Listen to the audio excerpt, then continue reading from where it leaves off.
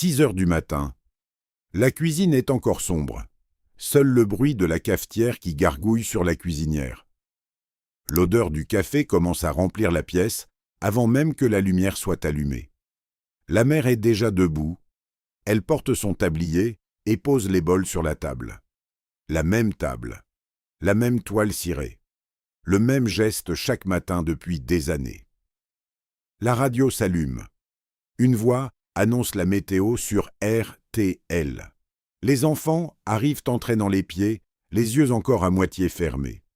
Le père s'assoit et déplie le journal. Personne ne parle. Le petit déjeuner peut commencer. Tout ce qui se trouvait sur cette table a presque disparu. Les marques, les goûts, les rituels. Mais la mémoire est intacte. Et si on ferme les yeux, on peut encore sentir la chaleur de ce bol entre les mains.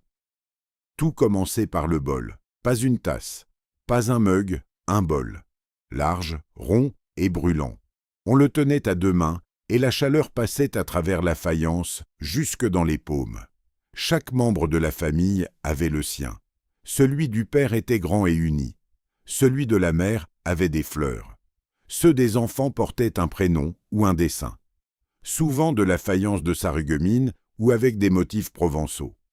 Le bol n'était pas juste un récipient, c'était le centre de tout. Tout ce qui comptait au petit déjeuner passait par lui. Ce qu'on versait dedans dépendait de l'âge. Pour les adultes, c'était le café au lait. La cafetière gargouillait sur la cuisinière, et ce bruit voulait dire que le matin avait commencé. On versait le café dans le bol, on ajoutait le lait chaud, et la journée pouvait démarrer. Dans le nord de la France, on ajoutait de la chicorée. La chicorée le roux. Ce goût amer et doux, à la fois que les grands-mères adoraient. Le café au lait ne se buvait jamais dans une tasse dans les années 70. Toujours dans le bol, toujours à 2 mains, mais pour les enfants c'était autre chose. Le chocolat chaud, et là on entre dans le territoire le plus nostalgique de toute cette liste. Il y avait la boîte jaune de Banania. Dans les années 70, c'était le numéro 1 en France. 30% du marché. Du cacao, de la farine de banane, des céréales et du miel. On plongeait la cuillère dans la poudre, on la versait dans le lait chaud et on remuait. Mais la poudre ne se dissolvait jamais complètement. Il restait toujours des grumeaux. On remuait encore et encore, mais les grumeaux résistaient. Et honnêtement, les grumeaux c'était le meilleur. En face, il y avait Poulain, le grand arôme, fondé en 1848. Plus intense, plus chocolaté. La guerre entre Banania et Poulain divisait les familles. Chacun avait son camp et personne ne changeait d'avis. Puis Nesquik est arrivé avec son lapin rose Gros-Kik en 1973 et Benko, créé par Banania en 1967 pour ceux qui voulaient que la poudre se dissolve instantanément. C'était quoi dans votre bol le matin? Chez les grands-parents, c'était encore différent. Sur leur table, il y avait le ricoré, du café mélangé à de la chicorée en poudre, créé en 1953. L'odeur du ricoré est une machine à remonter le temps. Il suffit de la sentir une seule fois pour se retrouver dans la cuisine de la grand-mère un mercredi matin pendant les vacances scolaires. Ce goût-là, on ne l'a jamais retrouvé ailleurs, mais quel que soit le contenu du bol, il fallait quelque chose à tremper dedans. Et c'est là qu'arrivait la tartine. La base de tout. Le fondement du petit déjeuner français. Une tranche de baguette de la veille, ou une fraîche si quelqu'un était allé à la boulangerie assez tôt. Coupée, épaisse. Passée sous le grill ou dans le grille-pain. Le craquement de la croûte, le beurre qui fondait sur la surface chaude. Ou la baguette fraîche, pas grillée, déchirée à la main, la mi-blanche et molle à l'intérieur. La croûte qui résistait sous les dents. En 1971, la télévision a filmé des enfants qui décrivaient leur petit déjeuner. Chacun a dit la même chose. Des tartines avec du café au lait, c'était le petit déjeuner français. Rien d'autre. Et sur la tartine, il y avait d'abord le beurre. Aucun petit déjeuner français n'existait sans beurre. On en mettait partout, épais, généreux, sans aucune culpabilité. Du beurre doux dans la plupart de la France. Du beurre demi-sel en Bretagne. Les Bretons mettaient du sel dans leur beurre et trouvait le reste de la France fou de ne pas faire pareil. Le beurrier en céramique, avec son couvercle, restait en permanence sur la table. Le couteau laissait des sillons dans le beurre, comme une charrue dans un champ. Par-dessus le beurre venait la confiture. Jamais à la place du beurre. Par-dessus. La confiture de fraises était la classique. Confiture d'abricots. Confiture d'oranges amères pour les adultes.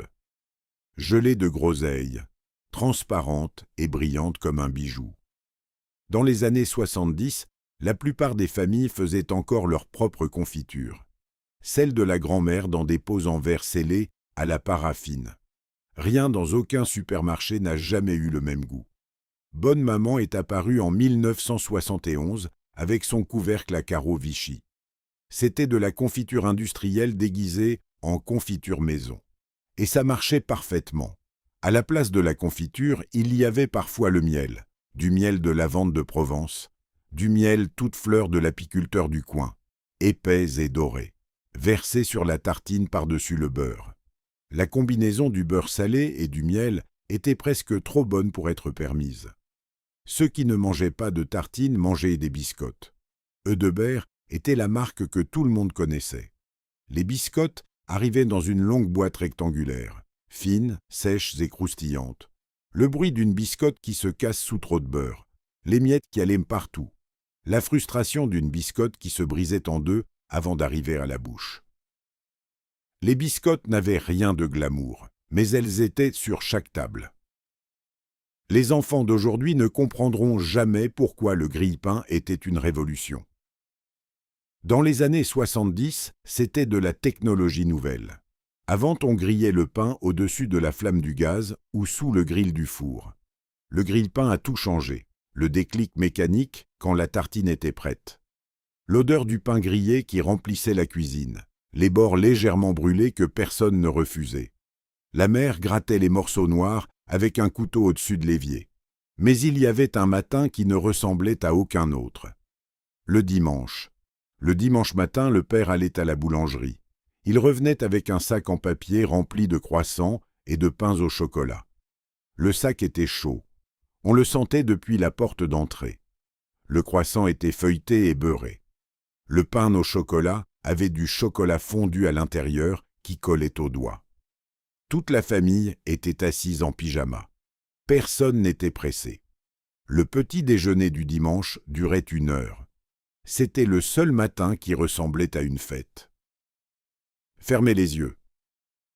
Vous sentez encore l'odeur de ce sac en papier. Il y avait aussi une tradition qui n'existe presque nulle part en dehors de la France. La tartine beurre-chocolat. Du beurre sur le pain. Et par-dessus un carré de chocolat de la tablette. Poulain, Meunier ou Nestlé. Le chocolat posé sur le pain chaud ramollissait légèrement sans fondre complètement. On mordait à travers le pain croustillant et on atteignait le chocolat. Le craquement du pain et le claquement du chocolat ensemble. Simple, parfait, impossible à bien améliorer. À côté du bol, il y avait le verre de jus d'orange, pressé frais, pas en brique. Dans les années 70, le presse-agrumes trônait sur chaque plan de travail. Une demi-orange pressée et tournée à la main. Le jus était épais avec de la pulpe, parfois avec des pépins. Rien à voir avec le jus filtré d'aujourd'hui. La vitamine C était la nouvelle obsession. Les médecins disaient que c'était important. Les mères les croyaient. Au milieu de la table, il y avait le sucrier, les morceaux de sucre Beguinsey, des cubes blancs. On en laissait tomber un dans le café au lait ou le chocolat chaud avec une petite éclaboussure. On faisait tous la même chose et personne ne l'avouait.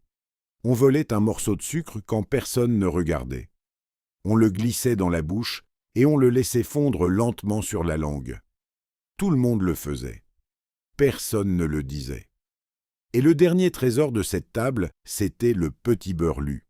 Créé à Nantes en 1886. Le biscuit rectangulaire avec les bords dentelés, 52 dents pour les 52 semaines de l'année, 4 coins, pour les 4 saisons. On le trempait dans le bol.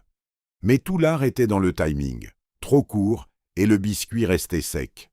Trop long, et il se cassait et coulait au fond. Le biscuit noyé au fond du bol était une tragédie. Granola est apparu en 1972. Du chocolat sur une face. Le petit écolier avec son épaisse couche de chocolat. Mais rien n'a jamais remplacé le petit beurre original trempé dans un bol de chocolat chaud un matin d'hiver. La table a été débarrassée depuis longtemps. La cafetière ne gargouille plus sur la cuisinière. Le bol a été rangé au fond du placard. Mais chaque matin, en ouvrant les yeux, on y est encore. Le bol est chaud entre les mains. La tartine craque sous les dents. L'odeur du café remplit la pièce. Et pendant un instant, tout va bien. C'était quoi dans votre bol le matin? Banania ou poulain? Beurre ou confiture? Biscotte ou tartine? Écrivez-le dans les commentaires. Laissez un like et abonnez-vous à la chaîne. Le petit déjeuner, c'était le seul moment où le monde pouvait attendre.